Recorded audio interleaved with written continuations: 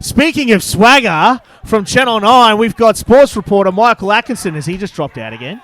Oh, no, he's there. Atko, how you going, brother? I'm out! Yes, Atko, how you going, man? Short sleeve What's Sundays. happening? Short sleeve Jeez, Saturdays, letting the is guns it? go, eh? Oh, yeah. Looking good. Very professional edge there, Atko. That's that F45 fit, boys. That's that F45 fit. Yes, nice. Good little Dale's plug just there, sent that Dale. text, give me a Yeah, plug that's what before. I Dale's saw been it. doing on his phone the whole time. Hey, Atko, give us a shout out. But Atko, mate, thanks so much for joining us, man. We really appreciate it. How you been, mate? It's been a long No time. worries.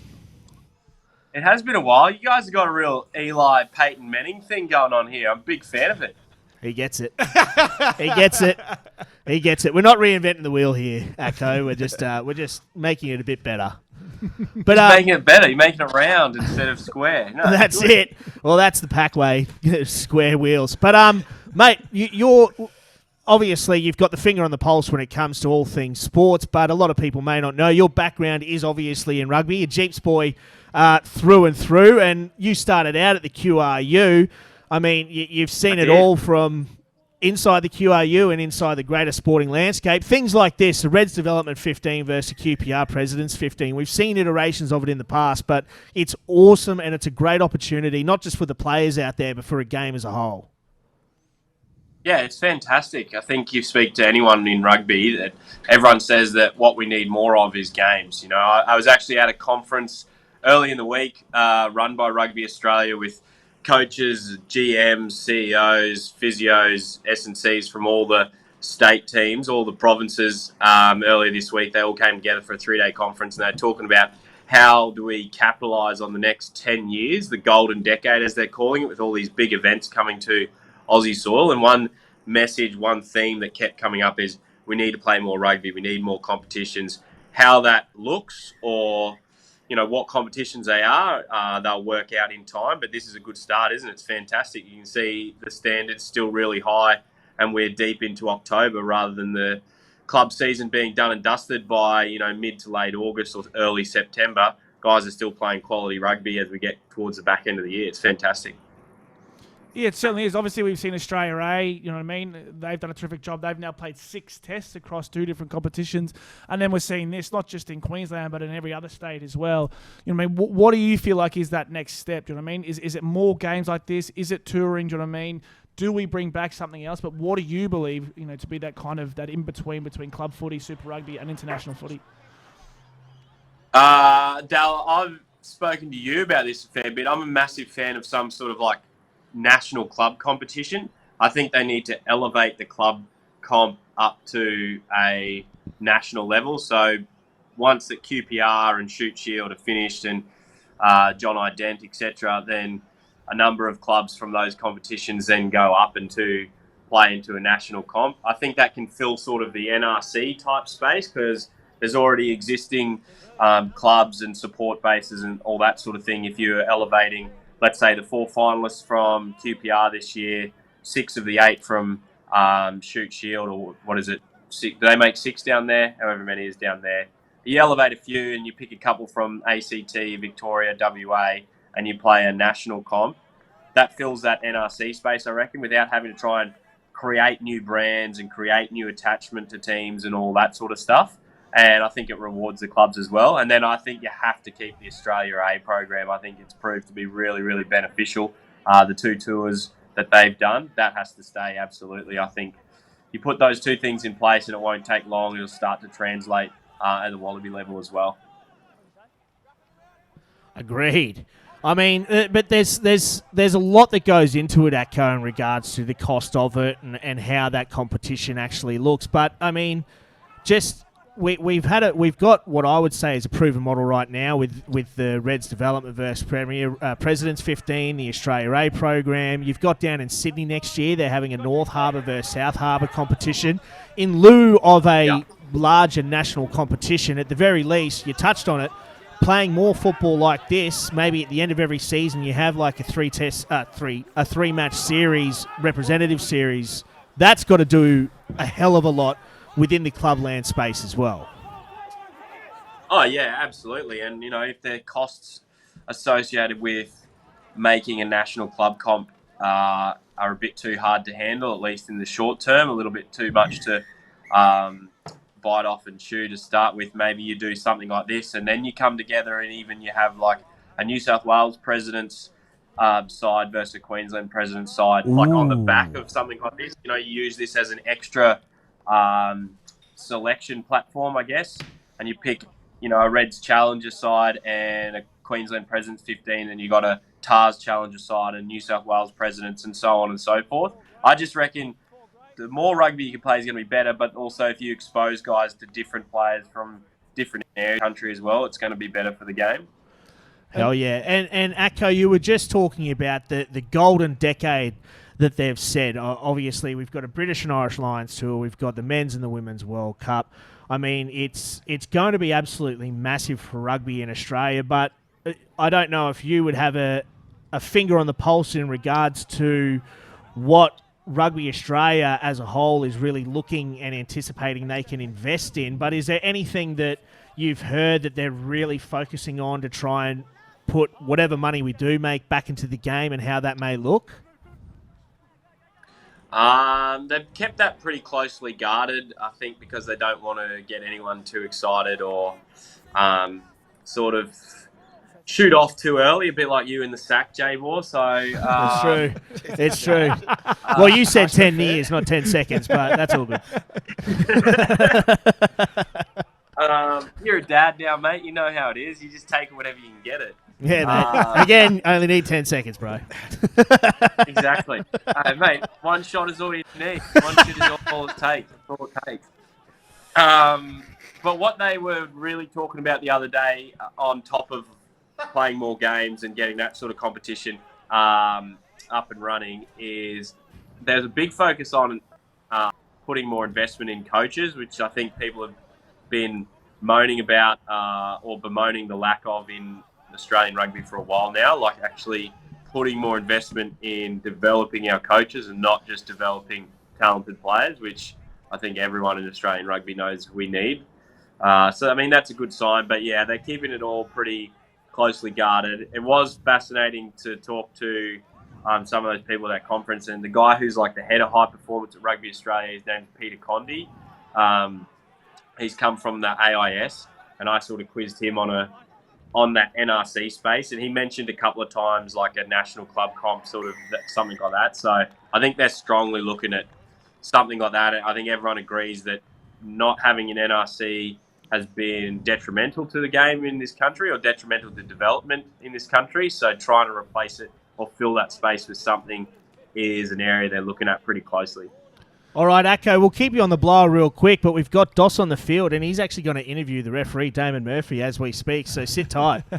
Wow. Groundbreaking.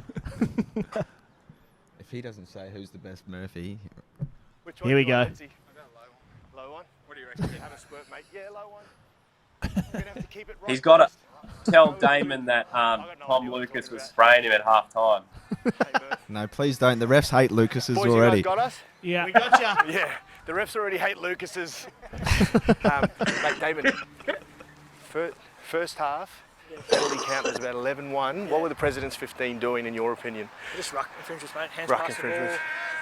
Yeah, off their feet, playing the ball, all that type of stuff. Yep, So, and have they fixed that up the second I half? believe so, yeah. I haven't done as many parents, have I? No, you We're let the watching, boys Murph, play. we're watching. What's it looking like? Good? Yeah. The boys are watching and they're happy for the moment. Letting it flow. And mate, your thoughts on this whole concept? Oh, mate, it's awesome. It's good for us too, mate. Like, I know we always forget about the referees, but it's good for us to do some high-level stuff too. Like, Referees always need to have their voice, don't they? Always need to be heard, these bastards. There you go, boys. Thanks, How Dossie. about that for insight? That's incredible insight. That's it, mate. Like, Cutting edge we are here. right in the mixer here. We are Told ya. revolutionising the game here. Okay, I want to take it away from... That's really cool. it is really cool. Okay, do your offices smell like rich mahogany like it does here? Yeah. I have many leather-bound books. Many leather-bound books. I don't know if you know this, Benny, but I'm kind of a big deal. Oh, yeah. We do now, mate. We hear it all the time. Yeah, we all saw you score 4 tries against Logan in the reserve grade semi-final 8 years ago, mate. I heard that Someone story tell 15 Dallin that times. Someone tell Dallin that in my prime I was as fast as Josh Collins. He won't believe me. No, he wasn't. Anyway. Did you want to think about that? Okay, I want to take it away from QPR a little bit at the moment. Obviously, this concept. We will have a spring tour Wallaby squad name tomorrow, I believe. Obviously, it's an important, 5 weeks and 5 matches for rugby in Australia. Are you expecting any bolters? Are you expecting anyone, kind of outside of that already, 35, 40 players? If you are, who do you reckon they'll be? Oh, I reckon Rennie would have really loved watching the Australia A matches against that Japanese 15. I don't know if you'd say Jock was outside that squad, but he's booked his spot for sure. Has to. You probably know better than anyone, Dal. Maybe you can have scoop on that. But he flew home early before the third game, didn't he? So pretty much there's your ticket. Probably Lungy Gleeson as well, I reckon. But you know what? After watching those 3 games, I'd have Mark Nwanganitawase on there for sure. I love that bloke. I just think he can turn nothing into something pretty quickly. And we haven't really been, apart from Marika, that consistent in our back 3 wingers and fullbacks. So take him over if he doesn't play. It's a good development opportunity. I reckon he gets a crack. I'd imagine they'll take Suliasi Vunivalu, but I'm starting to wonder whether Suli might benefit from a full preseason under his belt back here in Queensland. I don't know. On those points, is there someone, maybe it is Jock, but is there someone that you want to see kind of, dive straight into that starting 15 or 23 that probably hasn't featured in the last, 7 tests, 6 tests? Is this a setup? Do you know what I'm going to say here? No, I don't. Jock. Okay. What? Jock. The fullback position's been so it's just been a revolving door for the Wallabies for a number of years now. I don't think Tom Banks has absolutely locked it down in his pretty extended period there when he hasn't been injured. Who played there during we had Reece Hodge there. Tom Wright's not a fullback in my opinion. I think Jock gets first crack against Scotland over there. I think because there's been so much uncertainty, or they haven't had anyone who's really taken it with both hands and run with it. And he's been really good in that Australia A tour, and he's a specialist fullback. Give him first crack. That's what I want to see. Atco, I'm getting some cryptic text here from Tino. He's just said here, tell Atco he has some competition for some juicy his next year exclusive of Pack Show. We will be bringing more breaking news next season. What does that mean? Wait, are you joining the boys next year, Atco, full time to help us actually break news that is true and not 60% true? That sounds like a Ryan Freeney text message, to be perfectly honest.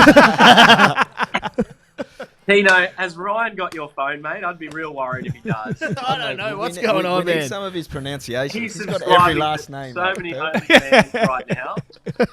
Yeah.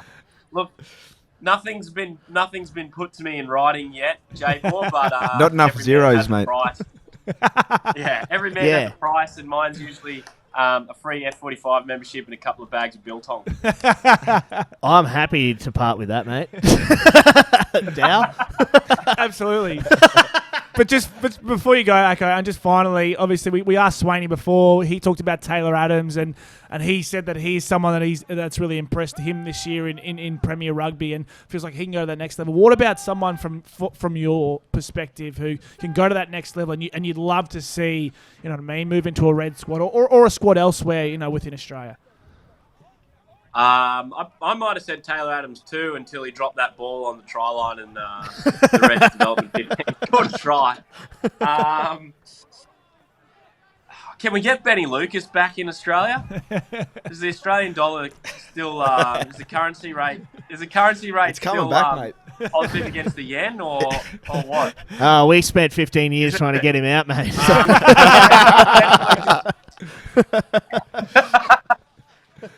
We just realised you had to turn off all the lights. That's how you get rid of them off. Yeah, that's it. Akko knows me too well. To answer your question, mate, I'm a big fan of Ethan Dobbins and Australia doesn't have the strongest list of hookers.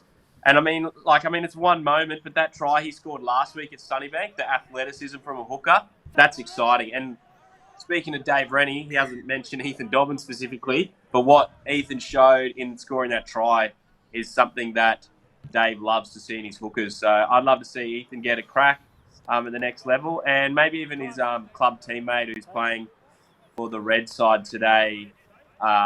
His name's just absolutely gone in and out of my head really quickly. Connor Anderson. Connor Anderson. Yeah. He's a mammoth, mate. Big back rower, and he's been toiling for a while. I like to see guys like that get a chance. So if it's not the Red squad, I hope some of the other states are watching this and give those two guys a crack. Agreed. Well, Atco, mate, thanks so much for tuning in, brother. We really appreciate your time calling in. We'll try to get something on paper. We'll put an extra couple of zeros behind that one, so you'll be making $100 next year. But, mate, we really appreciate your time, your insight, and hopefully we can get you in the Season 2 pack show next year to actually give us some level of legitimacy. Professionalism. Professionalism. Yeah. That's what we're looking for. That's what we're lacking. Can I sit on the couch with Big Fat Das and Freeney? You can sit right between them after they've had an F45 session, mate. I don't know if you want that. I don't know if you want that, mate. It's been a pleasure. No worries. Awesome. Thanks, Atco. Have a good one, brother. Here's that guy. Yeah. Michael Atkinson, everybody.